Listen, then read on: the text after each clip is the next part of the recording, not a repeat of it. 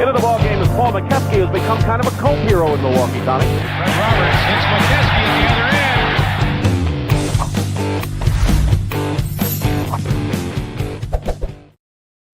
end. And good evening, everybody. Welcome to the latest edition of We Got Next. I am Ricky Hampton, and that is my great friend, the big fella, Paul McKeskey, coming to you on Monday evening after All-Star Weekend. Big Mo, my brother, good to see you, man. Good to be seen, man. Pistons are on the rise, baby. It is good to be seen, that's for sure. Hey, we're about to head down the home stretch of this season. Woodage already checking up. What's up, brother? Thank you for checking in, Woodage. And thank you, everybody out there, for coming in. You know, Mo, each week it seems like the show is growing stronger and stronger. We're getting more and more people tuning in.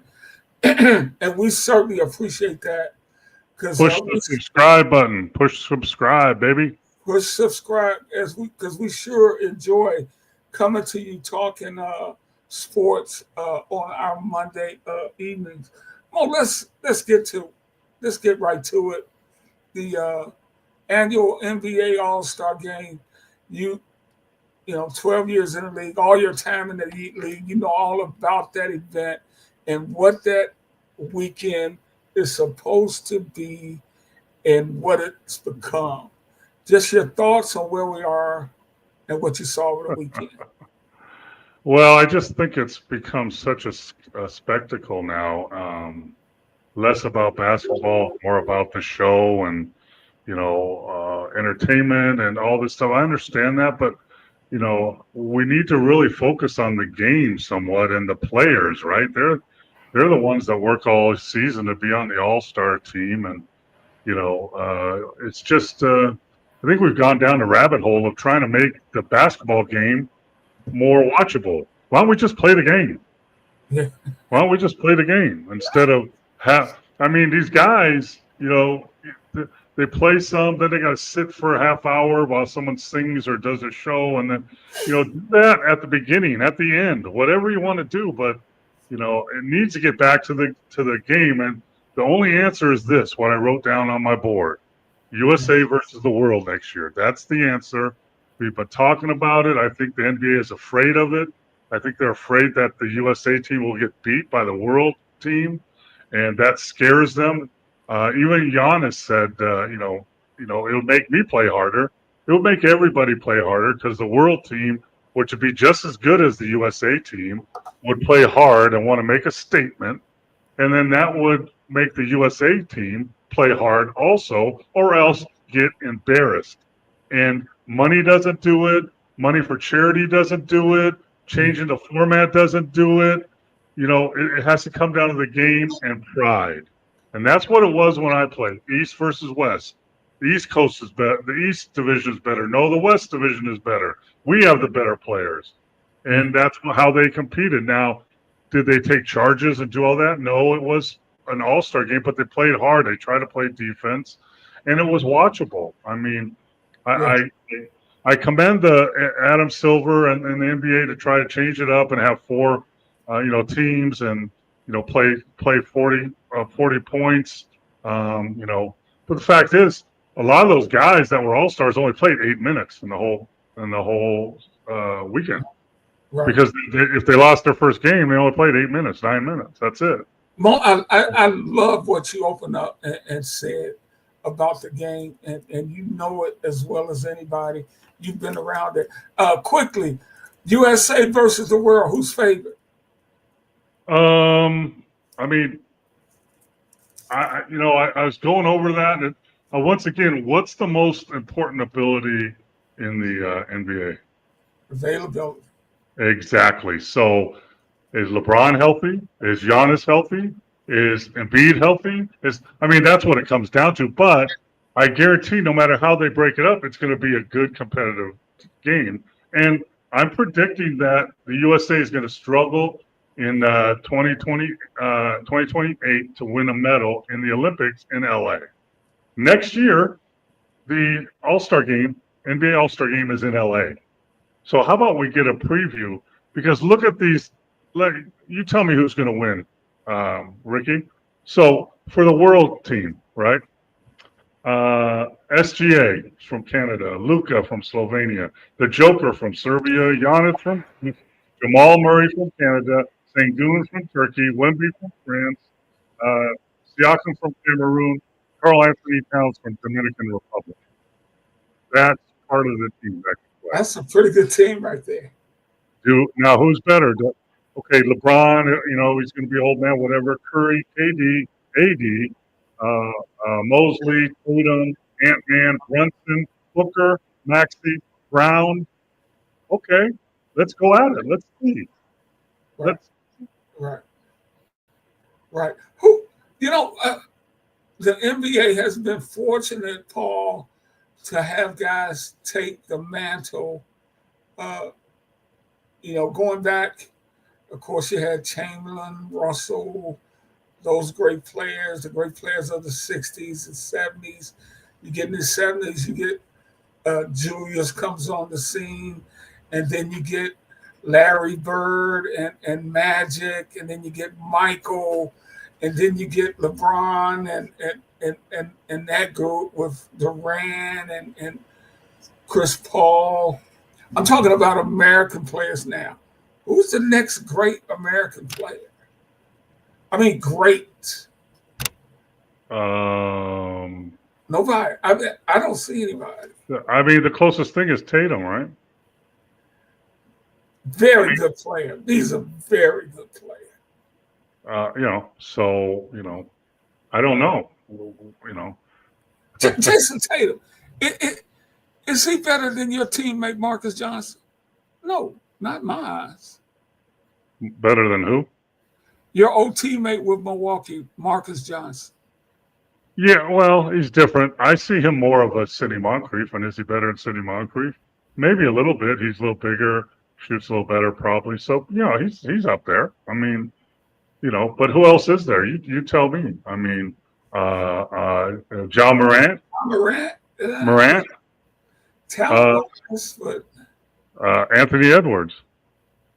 Nah. But that's who's there. I mean,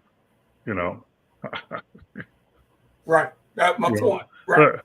Let me tell you this: the Lakers, over the years, have made unbelievable trades and acquisitions, right, to be great. So the Lakers do.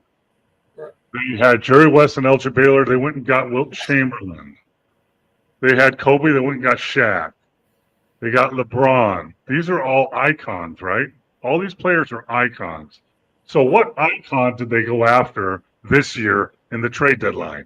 Was it American? No, it was Luka. That's who they went after and got to carry on the legacy of the legends that play for the Lakers for the next 8 to 10 years. So that answers your question right there. That says something, huh? I mean, it is. It's clear. Don't even go into the big. Tell me any young big that's better than Wembanyama. Can't. You can't. I mean, So tell me even a middle range. That's better than the Joker. Yeah. So and now tell me somebody that's better than Shea Alexander. Yeah. I mean, that's and that's why this won't happen. That's why that won't happen, because USA and the NBA is afraid of that. They're afraid of getting exposed, and the NBA league right now has 1/3 European or non-American players, maybe a little more. In the next couple of years, it'll be half, and then American players are going to be minority players in the NBA in the next 3 years by the Olympics. Paul, you coached overseas. You coached the Olympics for Europe. Why are the European players coming over here so much improved since when you played and taking the league by storm? Well, they've evolved, right? I mean, when I played, Petrovic came over. Sabonis when he was older, but they were a few. But now the game is global, and the Dream Team made that happen, and now people around the world can watch the game and play the game. I mean, when I was in the NBA, you couldn't, if you were in France or Spain or something, you couldn't watch an NBA game. You'd have to get a tape. You have to get a tape.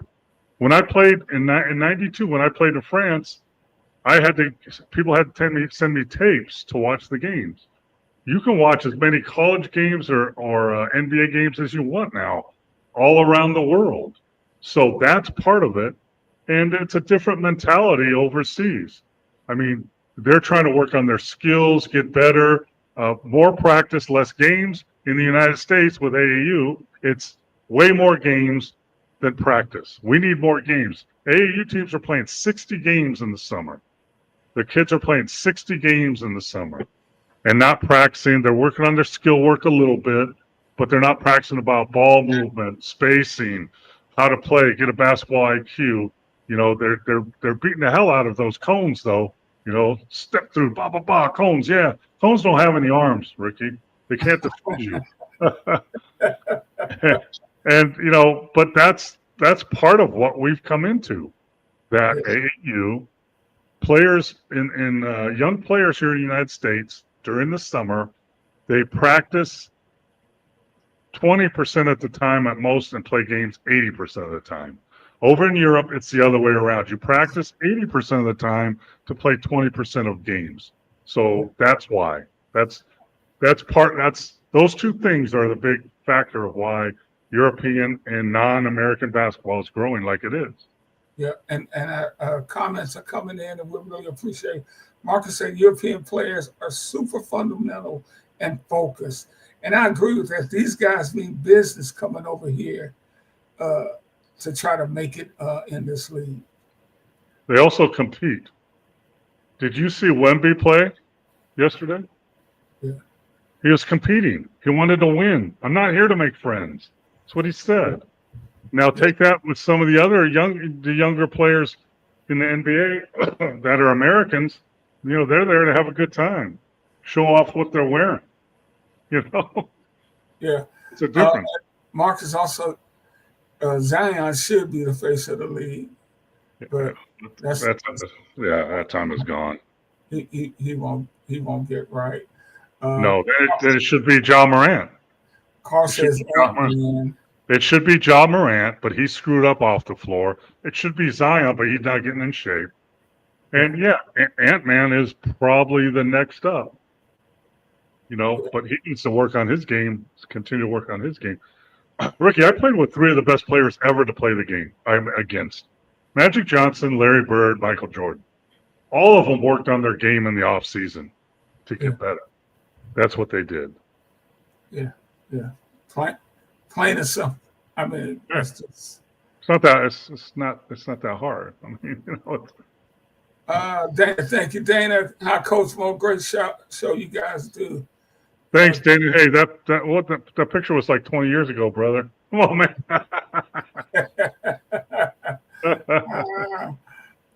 Let's see here. Will the NBA change the rule to benefit the Euros, but some Euros still have some physicality in their game, which is why they sometimes call the NBA easy to play in? You don't agree with that, Mo? I don't agree with that. The NBA changed the game for the offense. The NBA didn't change for the Euros. They changed for the offense, which the Euros excel at. So that's what happened. And then every rule change over the last 20 years has been to help the offense and to impede the defense.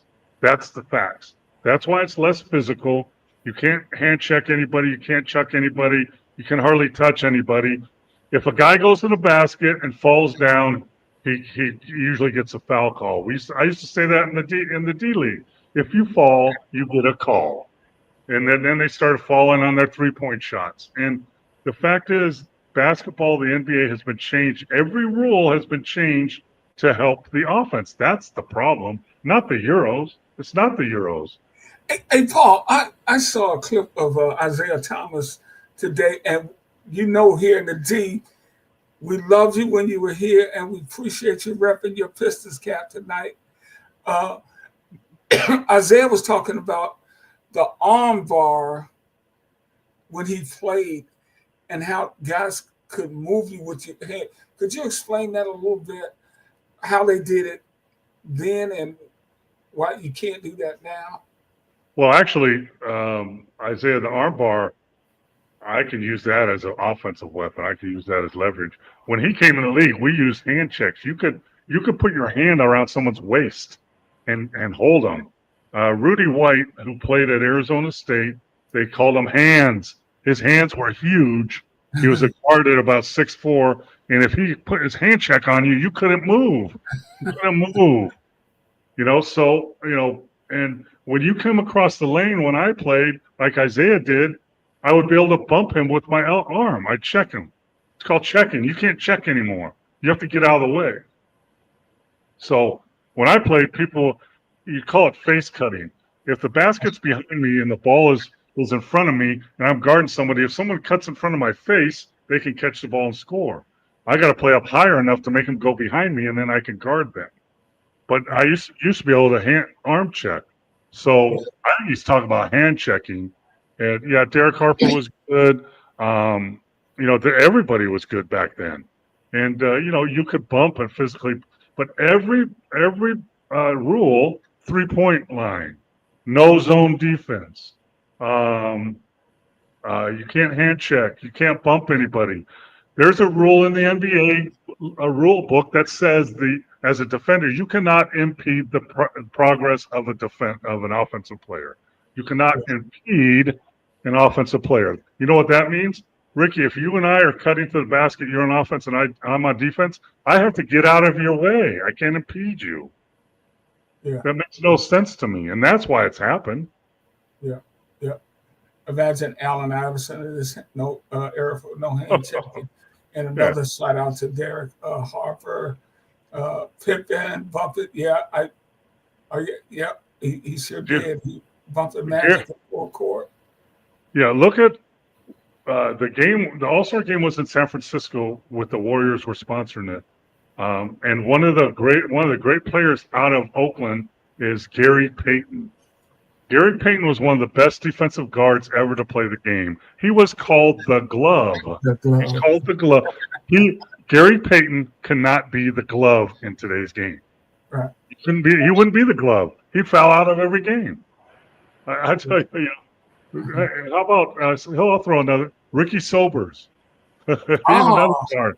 Yes. Ronnie Lee take charges but that's why it's not change footage for the Euros. It's change for the offense, and they overcompensated, just like the NCAA overcompensated and let NIL and transfer portal go at the same time. They overcompensated and make a mistake. The NBA has made a mistake and give every rule to the offense. Yeah, absolutely. I mean, look, like Ricky, this bothers me too. Like, here's the rule in basketball, in the NBA, any college. If I'm a big guy, I can be in the charge circle, and as long as I jump up vertical and don't put my arms down, that's not a foul on me. But what they do is, a guy like you will run into my chest and fall down, and then you'll be at the free throw line, and I'll be looking at the ref. It's so accepted now that even the players don't even argue anymore, even though it's not close to a foul. Look at all the replay. That's not a foul. And I don't know how many times I've told the TV that's not a foul. This is from Carl. I would love to see an NBA coach find a way to utilize a big man in the post in the modern day game. Post play will bring back the game. It is certainly missed, Carl. I have to agree with you there. Yeah, I mean, well, the Joker plays in the. Here's the deal, though, Carl. The post play is not low post play anymore. It's mid post play. Tim Duncan started that, by the way. Tim Duncan post up on the logo out about 15 feet used exactly the basket move, post move at the 3/4 post area, not the low post. So post play is still around. It's just not low post. But the game no one wants to do that. Look at Zach Edey, who was player of the year in college for 2 years straight and didn't get drafted till last year. He's a great low post player. Look at Brooke Lopez for the Milwaukee Bucks, who was one of the old school best low post players when he was with New Jersey. Hook shots, drop steps, and now what's he doing? Shooting threes, because that's what the game has gone to. There's very few pick and rolls anymore, the post ups.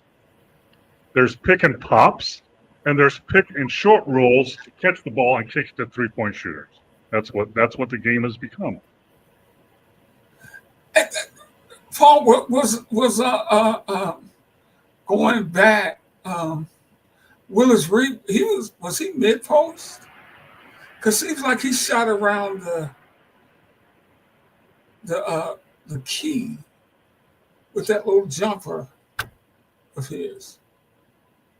Yeah, I think that to Willis. Yeah, I mean, I don't know his game that much. You know, a guy, Piston, was like that. Bob Lanier was like that. Yeah. Bob Lanier would catch in the 3-quarter post, but he would drive to the middle and shoot that lefty hook.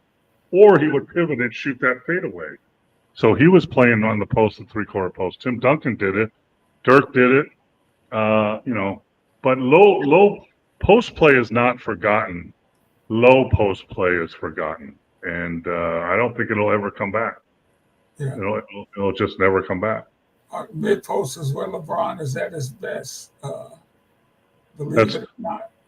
That's where Dirk was at his best. That's where Michael Jordan played in the triangle. The triangle offense is a 3-quarter low post guy catching it. Bill Cartwright was good at it. Michael Jordan when he played in there. Kobe later in his years played in the 3-quarter post in the triangle. And that's all. It was 3-quarter post. Parrish, Hakeem Ewing, and David Robinson was 7-footers who could play between the high and low post. Yeah, I mean, bigs, we played high-low.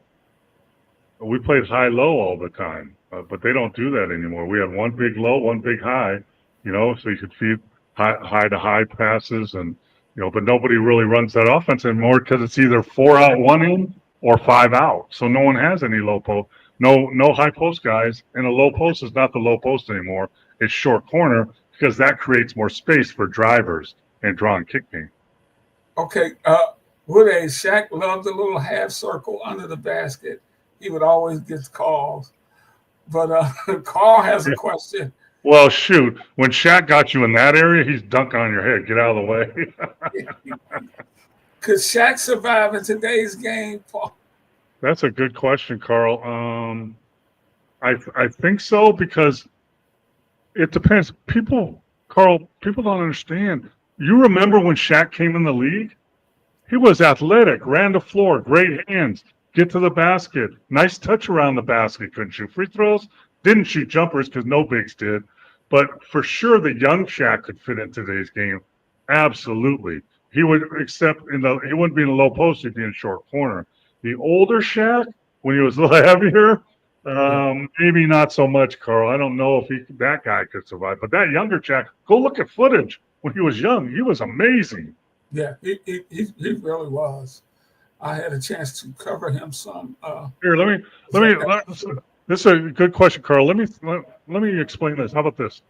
So the Joker's MVP has been MVP twice or 3 times. I don't know what, right?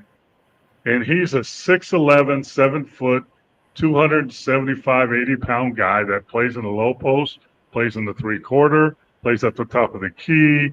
He's a really good passer. If Shaq, when he started playing, was taught that, was allowed to do that, Shaq could have been as good as the Joker is, because that's how he played. Joker never jumps, Shaq could jump.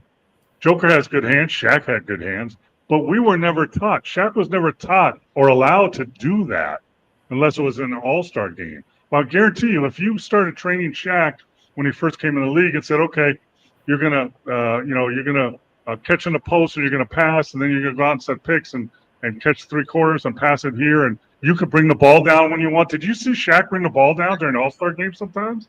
And here's the deal that people don't understand either. The Joker's not a point guard. He brings the ball down. Guess why? Because there's this big guy guarding him, and big guys don't guard across half court, so it's easier, But yeah, I guess I'm thinking about that again. If Shaq was trained like bigs are trained now, he could be in this league.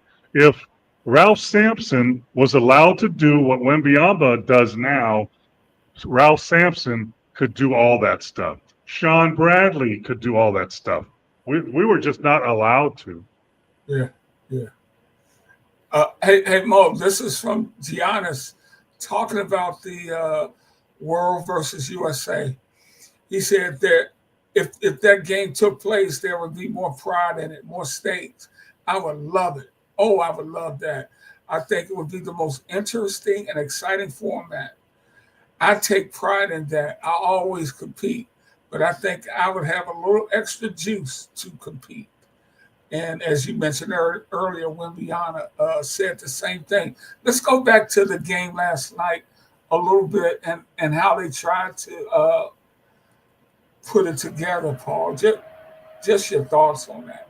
Do you think the competition was a little bit better? And here's my thing. I love Kevin Hart, but if I want to see him, I'll go to a movie. I'll go to one of his shows. I do not need to see him at a basketball game. Makes no sense at all. I love Kevin Hart too. Love him in movies. Haven't seen his show, but we'll go to it. But guess what? This is so stupid. It's so stupid. So you do this new format to have the players play harder and make it more serious. Then you bring in a comedian, Kevin Hart, to be on the microphone and tell jokes and get on people while the game is going on. That makes no sense at all. That's ridiculous. And it took away from the game. I think the format was working pretty good till they brought Kevin Hart on the mic, and then they broke it up. Because guess what?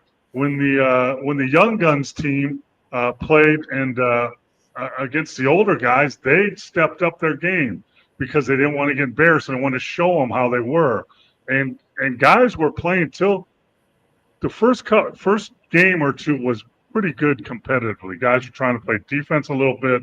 But the last game, because it was a blowout, because the players were there for 2 hours and only got to play 15 minutes, they were stiff. And the last game turned into a blowout, cherry-picking event that they tried to guard against. But they created that because they did that.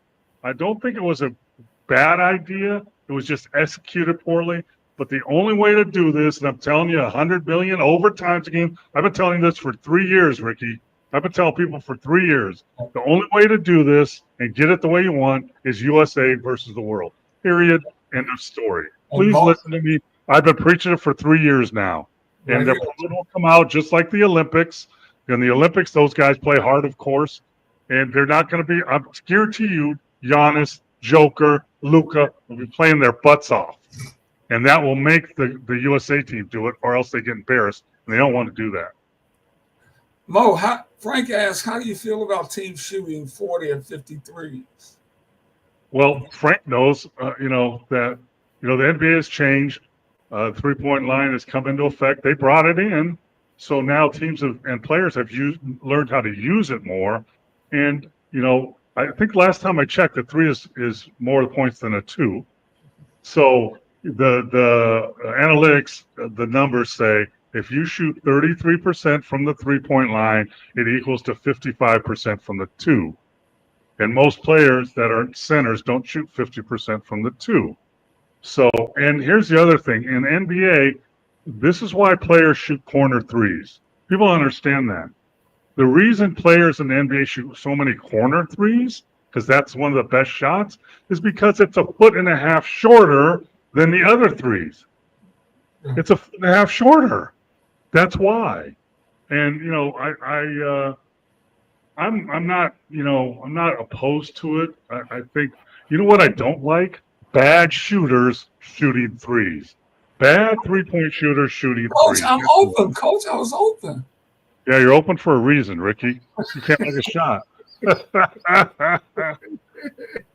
But to Frank, that's not going to change because that's the way the game has gone and the floor's open now. And I'll tell you what, when it first started, players are now, weren't great 3-point shooters, but now they're getting prolific at it. And you even look at college games; those guys are knocking down threes all over the place and long threes. So if that's going to be there, I don't like bad shots.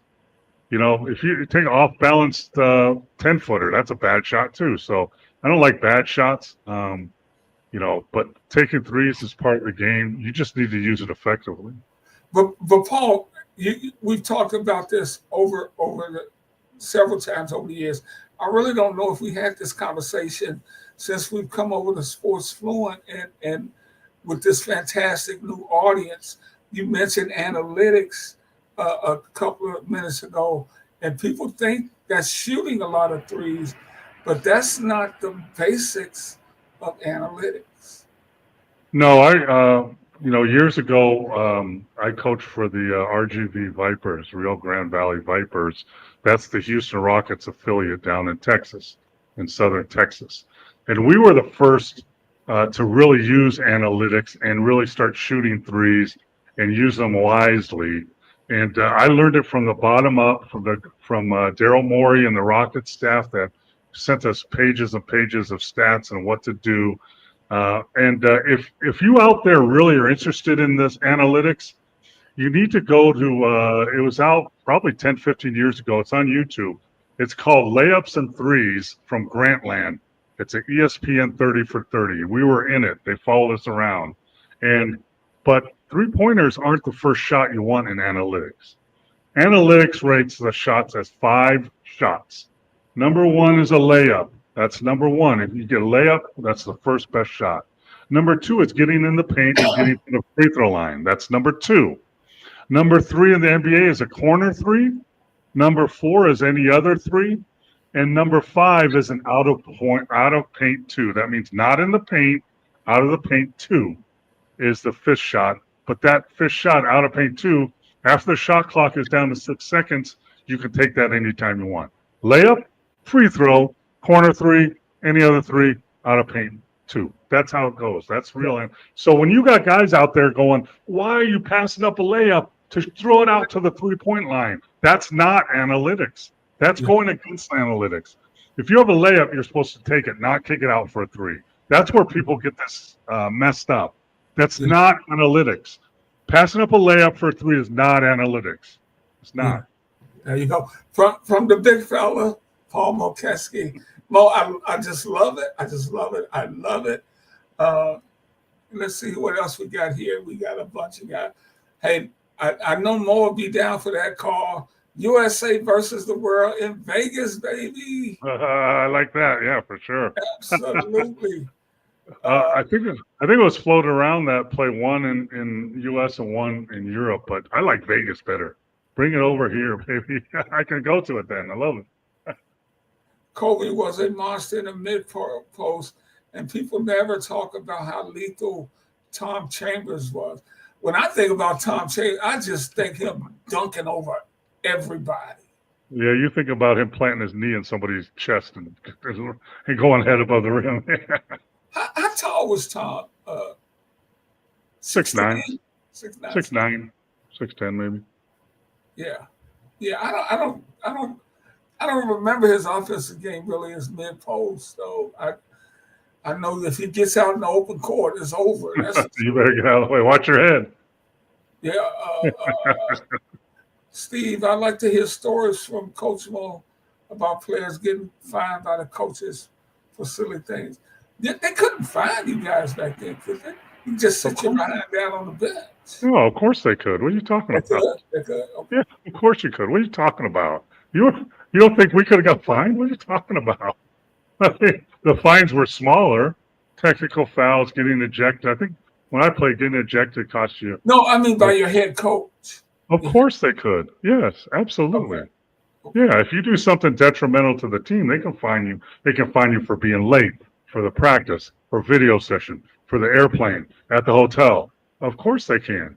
They can fine you for causing problems in practice, causing problems in the locker room, not listening, not going in the game when they tell you to go in the game. Yeah, they can fine you all that stuff. Yeah.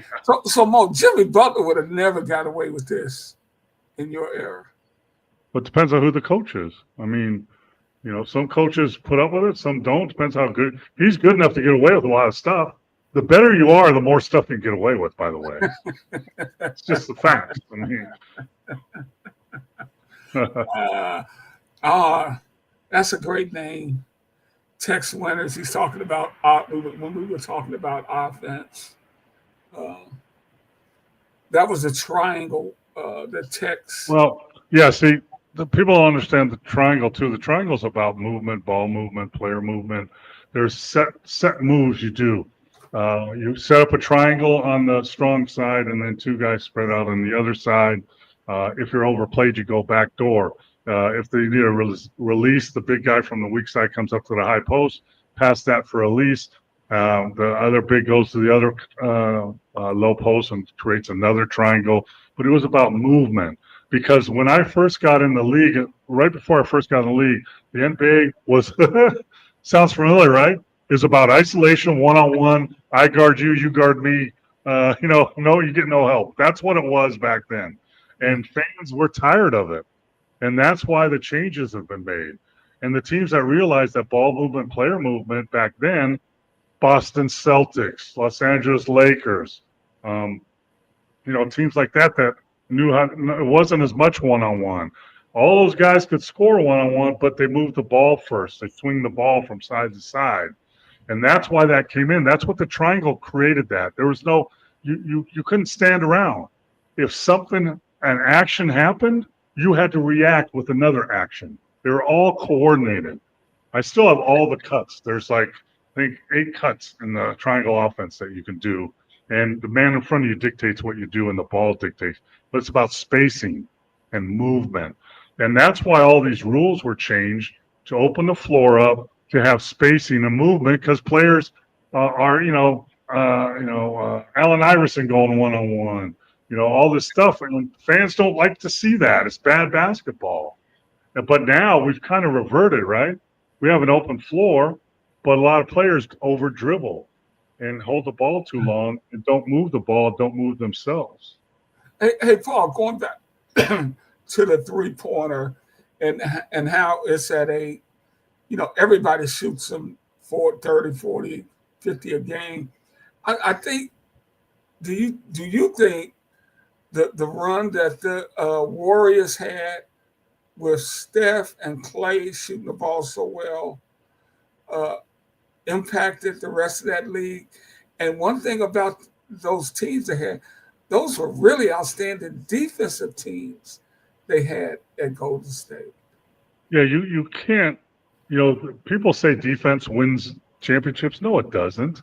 It's a big part of it, and that people think you can outscore people and win. No, you can't. You have to do both. You have to have a good offense and a great defense, a great offense and a good defense. And when the Warriors were winning all those championships, they were top 1 or 2 in points scored, but they were also top 5 in defensive, holding opponents low in scoring. So people don't realize that. Defense doesn't win championships. Defense and offense win championships. You got to do both. And if you focus on one too much, but I mean, when I played, Larry Bird, even Craig Hodges, guys like that would shoot 5 threes a game, maybe 6. If they were playing in today's game, they would shoot 15 threes, easy. But it just wasn't done. The game has grown and morphed into something different, and you have to adapt to that. But it's taking 40 or 50 threes a game, that doesn't hurt you, unless you got bad guys shooting them and they miss all the time. But coach, I'm open, man. That's why that's as a coach you have, and that's what a lot of college teams don't do it well enough. You got to show video. You got to get on them in practice. That's not a good shot. Don't take that shot. And a lot of players don't understand basketball IQ is not very high. They think, like I would play good shot, bad shot film sessions, and I would stop the film in a game. I'd say, okay, Ricky, is that a good shot or a bad shot? And most players figure that, if it goes in, it's a good shot. No, some bad shots go in. And if you miss it, it's a bad shot. No, some good shots don't go in. So just because it goes in doesn't make it a good shot. Just because it doesn't go in doesn't make it a bad shot. So if you can get your players to focus on taking good shots for them, then that's that's the key if you want to have a team. And Marcus is talking about the dunker spot at short court. Marcus has done some coaching somewhere. Yeah, Marcus in Houston, he's a really good coach. I've Yeah. worked with him in camps. He worked with John Lucas. He's a good player development coach. He's been around a long time. No, he knows. And people like, maybe I get my whiteboard where I can get to it sometime. But the dunker spot, short corner, is along the baseline where that hash mark is. So what you do as a big is you get yourself there, so you're available for lobs, you're available for passes and dunks, but you're also available when the shot goes up. You have inside position, and you can go get offensive rebounds. So that does three things. Yeah. You're watching We Got Next. I'm Ricky Hampton with my great friend Paul Mokeski. Mo, this is just a wonderful show tonight. We appreciate everybody for checking in. One of those things that the coach. I'm just going over some of these comments. Yeah. Well, let me talk about something about the All-Star game. Yeah, go ahead, Mo. I realized a couple things at the All-Star weekend. Number one, I learned that Stephon Castle is one hell of a player. The rookie from San Antonio, Stephon Castle, was MVP of the Up and comers. Up and comers. He was MVP of that. He got second place in the dunk contest, and then he played really well against the NBA guys. When they got up against them on Sunday, he is one. Now I know why Wemby loves him, because he is one hell of an all-around player. That's what I learned. I also learned that mental toughness can get you a long way. Dalton Connect was traded from the Lakers, and then the trade was rescinded, and he had to go back to the Lakers and play with them, and he really showed out playing in his newcomer, whatever it's up-and-comers game, and also against the NBA guys on Sunday. So those two guys really shown, that they are really showed themselves to do well. I was kind of let down that Lillard didn't win the three-point contest. Tyler Hero did. He shot the ball really well. And Matt McClung is one heck of a dunker, and he can jump over a car legit and throw it down. Yeah. Yeah, man, he can get off the floor for sure. But the dunk contest, for me, Mo, the best dunks are the in-game dunks. When somebody's guarding you, dominating. Okay. Well, next year, Ricky, we're going to fly you to California, and you're going to stand in the charge circle and let people dunk on your head all game. Yeah. I'll pass on that one. But I mean, it's phenomenal for me. Yeah, it's fun. He is. I was there for the best dunk contest ever. I was there. I was in Chicago Stadium when Dominique Wilkins went up against Michael Jordan in the dunk contest. I was in the building. It was electric. Who would you have voted for? Dominique. MJ won, but Dominique won.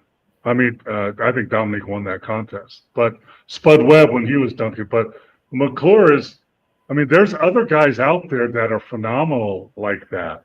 And that's exciting, especially when you can see it like in slow motion, 3D, and see what they do up there. When he dunked those two basketballs, one off the ladder and the other one with his right hand, that's entertainment. That's the kind of entertainment I want. And the three-point shooting contest is entertainment. But get rid of the stupid skills competition. That's a joke where they throw the ball in these circles and then they lay it up. They do where Chris Paul and Wembanyama tried to cheat. They didn't take the shots like they're supposed to, but get rid of that, please. I was saying, man, they better do something because the All-Star game is becoming the Pro Bowl. Nobody cares. Nobody wants to watch it anymore. There you go. And Mo, when that game's going to happen, and brother, we got to get you on somebody's show because you came up with that idea long before anybody was talking. I talked about it years ago. Yeah, But I'm afraid it might not happen because I think the NBA and Adam Silver are afraid of losing the grip they have on the NBA with American players, which you can't fight it. It's happening right before your eyes, man. Paul, what do you think about Sand City? The Spurs have a big three: Wemby, Fox, and Cass. Yep. But it's not going to be. It's not a big enough three to. They're not big. They're not a big enough three to beat anybody. They can't beat Denver. They can't beat OKC. They can't beat Memphis. They probably can't beat Dallas. Can't beat the Lakers. But what they could do is when Chris Paul retires, which should happen soon, replace him with another young point guard, and now you have a legit big three, and see where that takes you. Yeah. Some of this goes back to Harden killed the long relationships in Houston with CP3, Dwight Howard, and Clint Capella. He's just not the same player he once was. No, and I mean, how many Marcus? How many big threes or big twos they have in Houston? They had Harden, they had Westbrook, they had everybody, man, and nothing for. Now they have an all-around team with all-around players. Sengun is a young, good big, and now they're doing some damage. Now you can stop trying to get big twos and big threes, man. Put together a good team, please. Hey, from my guy Skip Eddie, great show, gentlemen. Man up and play a basketball game. 100,000 to the winning players, 0 to the second best. If you're not first, you're last. Well, I don't think so. Skip, are you talking about the All-Star game? Yeah. Is that what you're talking about? Yeah. $100,000. They don't care about that. They make $50 million. $100,000 is like you and me, $10. Money isn't the answer. And I know somebody, I can't remember who on ESPN said, we need to up the money.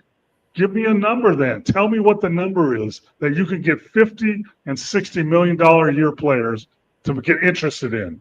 What's the number? $1 million per player? $2 million? $10 million?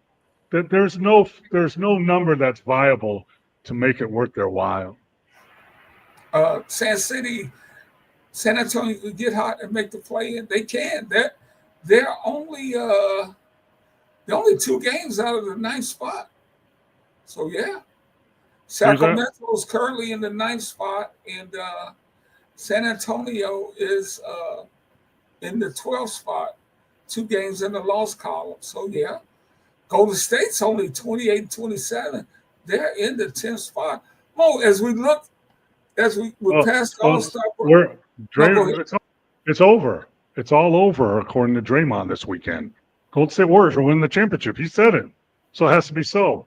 Hey, Draymond, here's a clue, buddy. You can't win an NBA championship without a big player. You can't win at 6, 8, and under. Sorry, man. Showtime's over. Forget it. Right. And they are currently 28-27. They got a long way to go to get to the. One of the things that helps the West is the Dallas Mavericks. I think AD might be out for the season, and a couple of other players are hurt, or else they'd be. But if AD's out for the season, that's unfortunate. But that helps all these other teams move up a little bit. But Oklahoma City's legit. Memphis is legit. I think the Lakers have got better. The Clippers are coming on strong now, right? So the West it belongs to those 5 teams probably. Mo, who's struggling lately is Houston. 3-7 in their last 10 games. They're in the 4th spot, only a half game up on the Lakers. Yeah, and the Houston has had a great start to the season. They have a good nucleus and a good beginning of a team, but they're not there yet. So, how long has OKC been, fighting to get this spot? 3-4 years now? Yeah. And they're there now, Yeah, that's true. The West, once again, it's going to be a sprint, man. Phoenix is all the way down to 11 now. They're 3-7 in their last 10 games. Here's a problem with Phoenix, Ricky. They have talent. I think they're a top 3 team in salary in the league, and they're bottom of the West. That's a problem. You're not spending money wisely. You're getting the wrong people. Beal has never fit in. He has a no trade clause, by the way, so they're in trouble. Bull, come on. What are you, Shaq? Are you Shaq? For Frank, thoughts on Wemby? Bobo has played well lately. Can you win with your bigs out of the paint on defense? Well, first of all, Shaquille O'Neal thinks Bobo's all that. I don't. Bobo's been around the league for 3 or 4 years. Haven't really stepped up. Yeah, Wemby's, it's light years ahead of him, and it's not even close. But, but you have to be to defend in the league. If you don't have a shot blocker, rim protector, or they're drawn out of the lane, you got to stay in front of your guys. You got to guard your yard, stay in front of your guy, and then work on weak side help and V-backs and all that stuff, which gets you in rotations. And in this day and age, the way people shoot and draw and kick, you're in trouble. So I think you need to have a rim protector. That's why the Warriors don't really have a chance. That's why Hartenstein and Holmgren in OKC gives them a legit chance. The Joker's in there, but it's only natural in today's game the way big guys can shoot that they get drawn away from the basket. But you got to be smart enough. Wemby gets drawn away from the basket, but he's long enough, quick enough to block a zillion shots. He blocked 10 shots in one game. So, you can do it. It's more difficult, but you got to work on it. Hey, Paul Mokeski, speak the truth, Paul Mokeski. Big Mo brings it every week, and we're here every Monday, and you can subscribe to the show. Tell your friends. Our audience seems to be growing each week.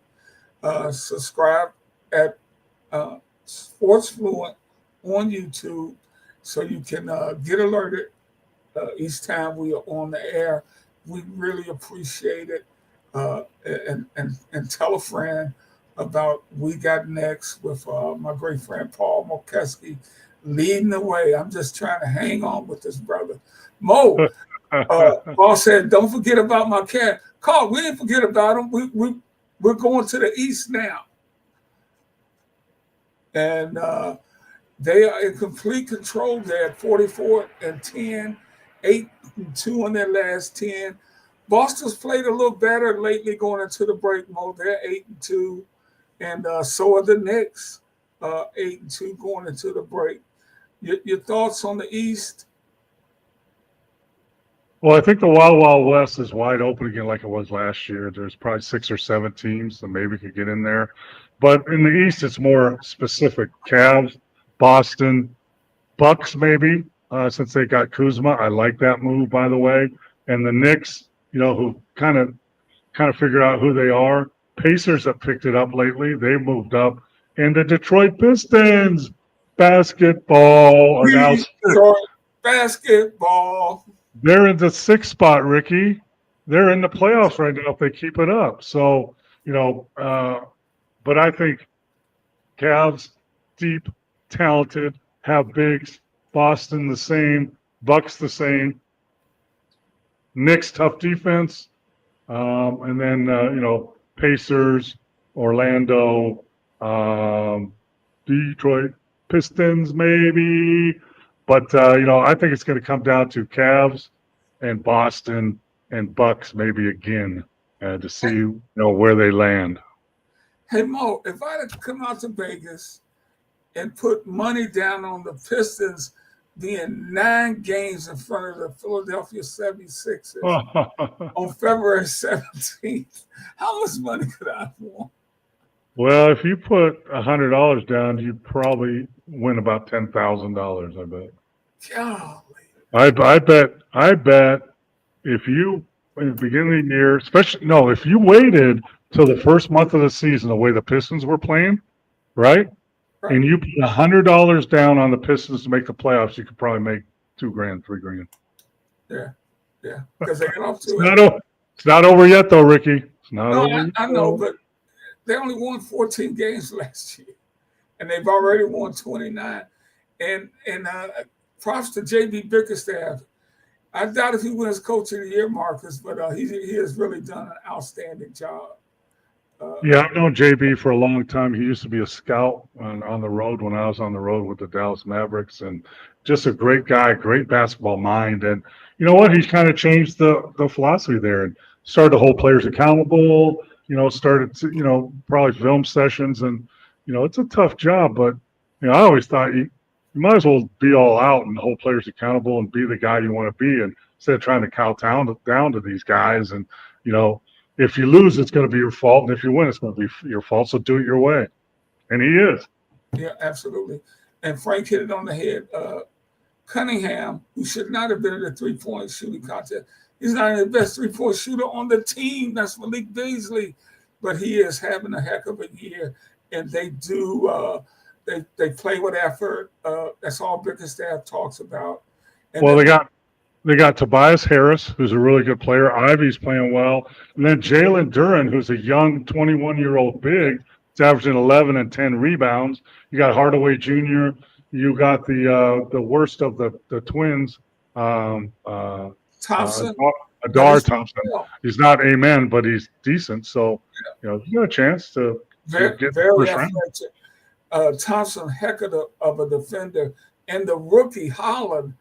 When they have Holland and Thompson on the floor, these guys are not Scottie Pippen on the defensive end, but they bring that kind of length and athletic ability. So they get a lot of deflections, and they get a lot of loose balls. So that helps. Mo, this is a great question from Carl. How does the NBA feel about small market teams playing for championships? I mean, is the thing rigged? No, the NBA is not rigged. If they're sitting in the NBA office in New York and they get a chance that New York and LA are in the finals, they're happy. But at the same time, if OKC or Milwaukee or Memphis, those are small market teams, if they get there, they're happy for that because it stirs things up and it gives all the other teams hope to get there in the future. So, are they happy about, if New York or Philly or LA or yeah, for sure. But are they trying to make it that way? No, that's not what's happening. And all those conspiracy theorist people out there, are full of crap. I mean, I saw, the Kansas City Chiefs, the referees are rigging their games and helping them win. And, I saw there was somebody online that put one of the scripts for the game of the Super Bowl where the Chiefs are going to get a fumble and then they're going to score. And then Mahomes, that's bull crap. That's not true. That's all fake. Hey, Mo, Steve says they won't win another title for 50 years, but should they have more than the one that they have with this Giannis team? Well, the problem is, Steve, that Giannis got hurt in the last two playoffs, right? He was hurt. And Middleton get hurt. The best ability in the NBA is availability. And if your best player is not on the floor, you're not going to win a championship. That's the facts. Now, does Giannis have holes in his game? Yes. Does he miss free throws? Yes. Does he play hard? Yeah. Does he hug the ball too much? Yeah. But he is one of the best players in the league. So you need him on the floor. And they lost. Should they have a couple more rings? Yeah. If Giannis was healthy and Middleton was healthy, yeah, maybe. Yeah. Shoulda, woulda, coulda. Hey, look. And Coach, I'm glad you put that to bed, Coach. Talking about the small market team. And speaking of, guys, we got to put the show to bed. It's a shame, too, because we still got questions and comments coming in. Thank you guys so much, man. We really enjoy this. Mo and I talk during the week, thinking about stuff to share with you guys, and we appreciate the way you interact with us because it's a team thing all the way. But Mo, we got to get out of here. Any final thoughts? Spread the word, push subscribe, and we love talking basketball. Ricky's a basketball lifer. I'm a basketball lifer. Played 12 years in the NBA, coached for 23. I love the game. You guys love the game. Love your comments and questions. Come back next Monday and spread the word, please. Absolutely. For the big fella, Paul Mokeski, I'm Ricky Hampton. Have a great evening, everybody.